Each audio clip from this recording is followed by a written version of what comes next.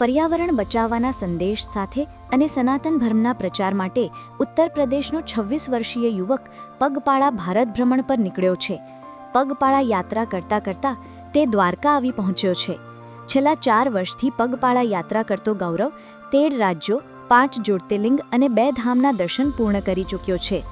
13 September 2021થી શરૂ કરેલી આ પગપાળા યાત્રામાં ગૌરવે અત્યાર સુધીમાં 54,000 કિલોમીટરનું અંતર કાપ્યું છે. દ્વારકાથી તે પગપાળા સોમનાથ પહોંચશે. गौरवनी संपूर्ण भारत भ्रमण यात्रा 2,74,000 किलोमीटर रहશે. इस यात्रा का उद्देश्य हमारे भारत के जितने भी प्रमुख मंदिर हैं या तीर्थ क्षेत्र, उन सभी जगहों की मिट्टी एकत्रित करके एक मंदिर का निर्माण करना, साथ में पर्यावरण को बचाने के लिए 1 लाख ट्री प्लांटेशन का टारगेट हमारा संकल्प है और भारत हिंदू राष्ट्र बने. इस यात्रा में जो हम दूरी तय कर रहे हैं वो करेंगे हम 2,74,000 किलोमीटर की, जो कि होगी विश्व की सबसे लंबी दूरी तय की जाएगी. इसे गिनीज वर्ल्ड रिकॉर्ड के अंदर भी दर्ज किया जाएगा और अभी नेशनल रिकॉर्ड के अंदर देखा जाए जो गूगल रिपोर्ट पे बताता है कि भारत के अंदर सबसे ज़्यादा पैदल चलने का रिकॉर्ड जो है इसी यात्रा का आता है.